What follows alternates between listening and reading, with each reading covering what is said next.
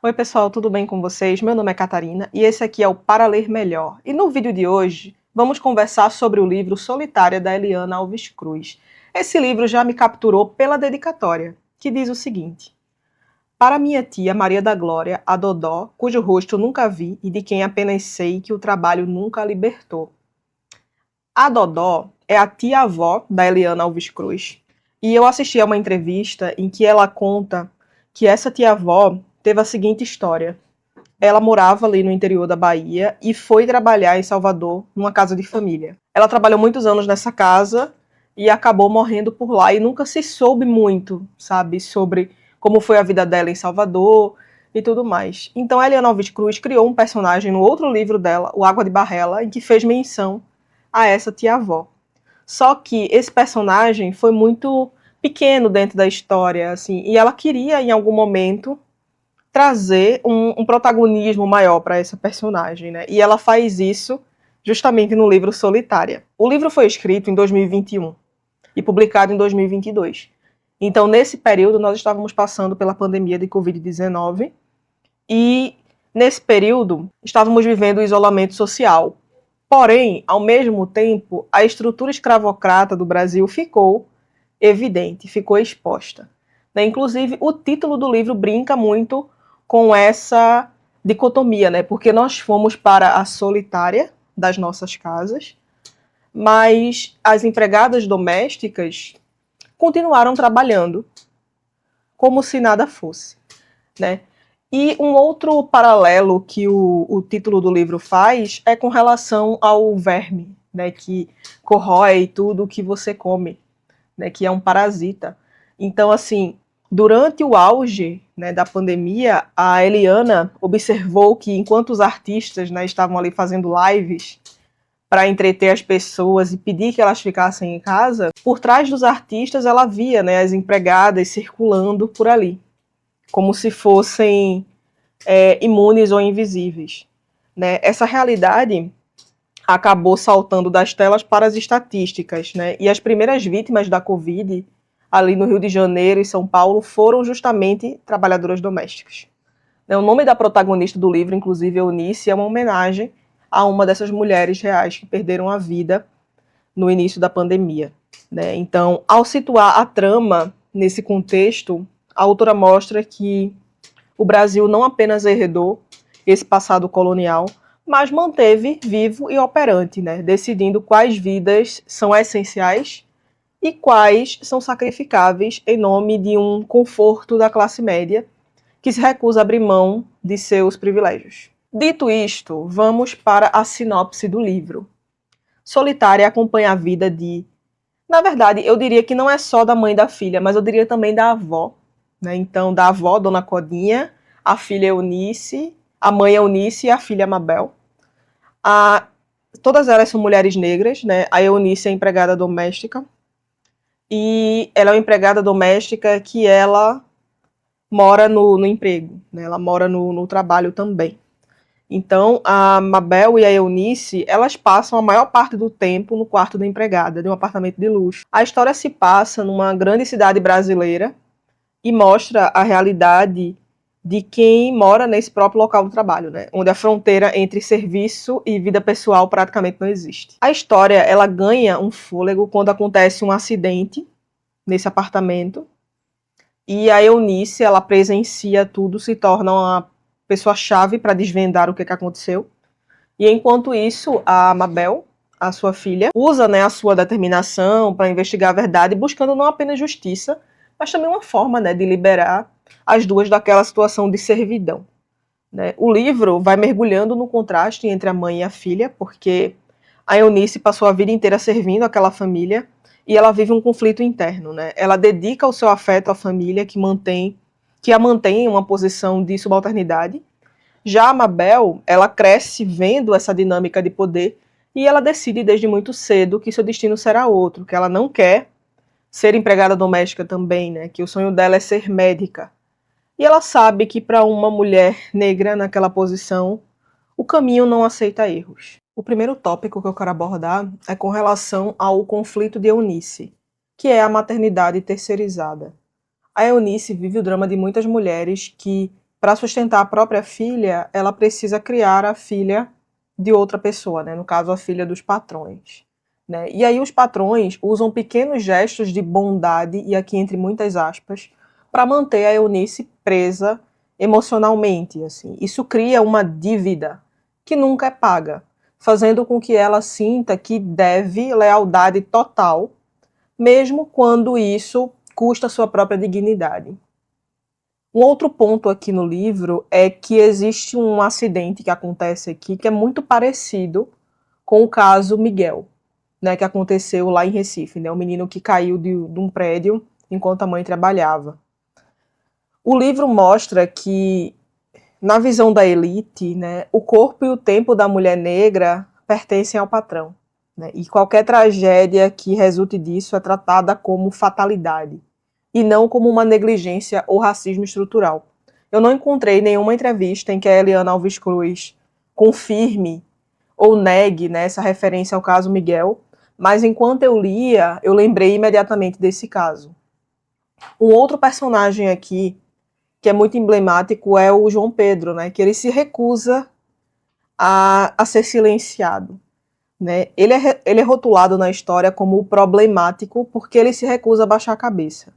Então, para esse sistema, um jovem negro que questiona a hierarquia é visto como uma ameaça.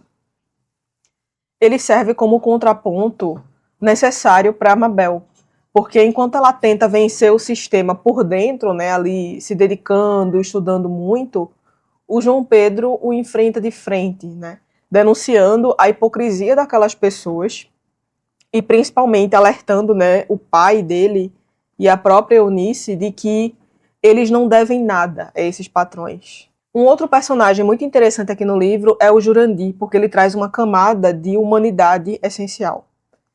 Ele, apesar de sofrer, né, toda essa opressão, ainda existem laços de amor e de solidariedade que nascem nesses bastidores, né? No caso dele, ele é o porteiro, né? Então, na portaria, nos corredores de serviço. E é essa rede de apoio que permite que a Eunice comece a questionar o seu papel e comece a quebrar um pouco dessa servidão, né, que ela acha que tem que ter com os patrões. Então, assim, nesse livro vai sendo desmascarada aquela frase clássica, né, de ela é quase da família, porque na prática a Eunice é essencial para casa, mas é mantida isolada lá no quartinho de empregada, né? Então é um espaço que simboliza como a sociedade tenta esconder e apertar o corpo negro. Enquanto os filhos dos patrões eles podem brincar e errar, a Mabel ela precisa ser invisível e ela precisa assumir responsabilidades muito cedo. Né? Então tem até um momento no livro que ela fala sobre isso, né? Que ela não pôde viver essa meninice. Isso não era algo que estivesse reservado para ela. O livro é dividido em 3 partes, e são 3 narradores. A primeira parte, se eu não me engano, é a Mabel que narra, a segunda é a Eunice, e a terceira parte é um cômodo, né? Que é o quartinho, mas não só ele, né? O quartinho, aqui na história, ele é um espaço físico, né, que nos mostra como a arquitetura, né, dos apartamentos brasileiros, né, foi desenhada para segregar, né? É uma herança da escravidão.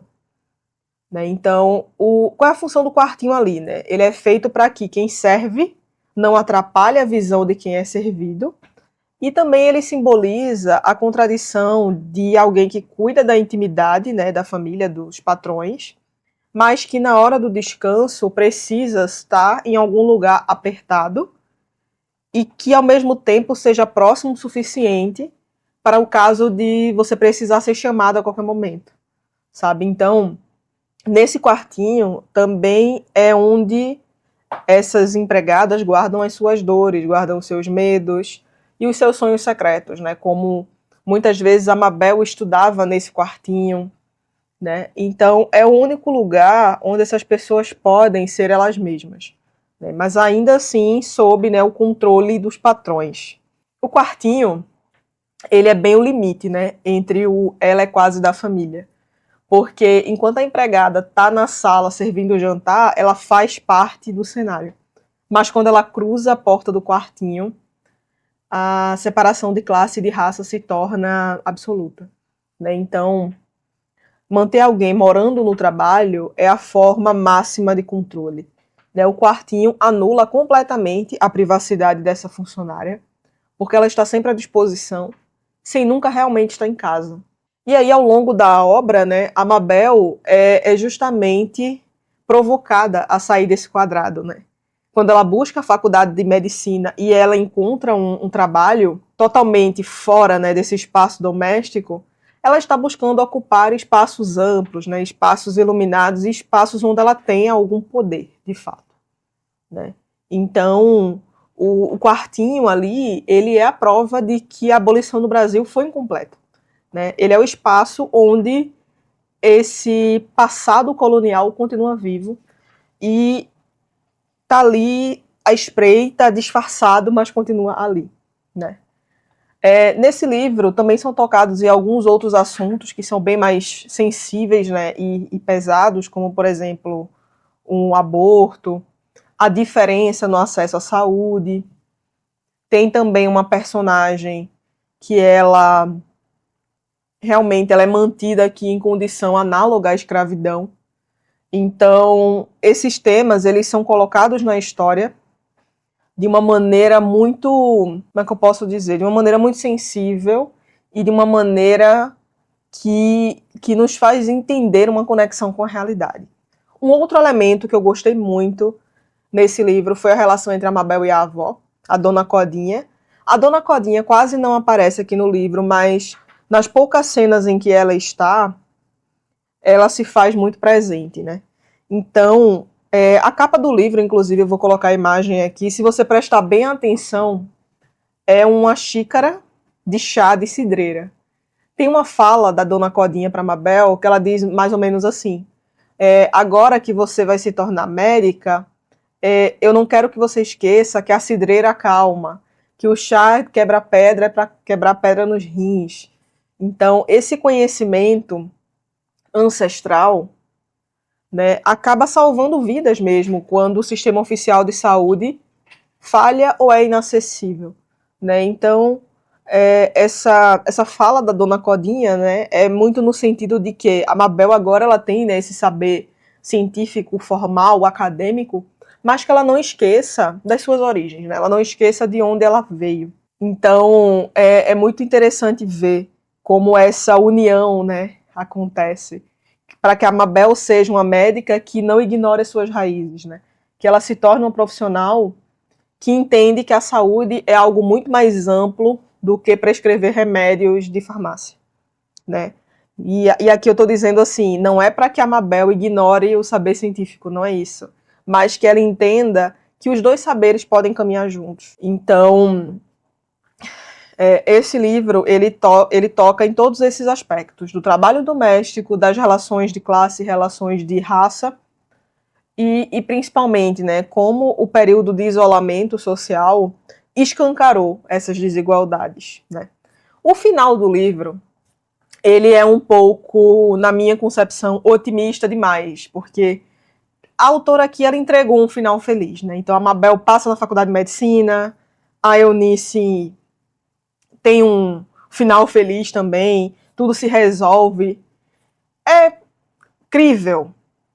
Não necessariamente é crível, mas enfim, eu entendo que a autora quis trazer um tom de esperança para o livro, né? Então, eu gostei do final, eu fiquei bem feliz com ele, assim, e eu comprei o final. Assim, para mim, ele funcionou bem. E por que eu acho que você deveria ler esse livro? Porque o livro mostra como o trabalho doméstico no Brasil ainda carrega heranças do tempo da escravidão. A autora, ela conecta, né, a história com assuntos que vimos no jornal daquela época da pandemia e também vemos hoje em dia, né? Então, esses temas como as cotas, a política atual, os efeitos da pandemia, isso aparece muito no livro. E esse é um livro que, diferente de outras histórias que mostram apenas sofrimento, esse livro ele tem uma pegada de libertação, assim. Então, ele olha muito para mulheres que conseguem mudar o próprio destino. Então, assim, é um livro curtinho, ele tem menos de 200 páginas. A Eliana Alves Cruz tem uma escrita muito ágil, ela é jornalista, né? Então, isso com certeza fez toda a diferença aqui. E eu tenho certeza que você vai se identificar com a história de alguma dessas mulheres. Porque, infelizmente, essa ainda é a realidade de muitas mulheres no Brasil.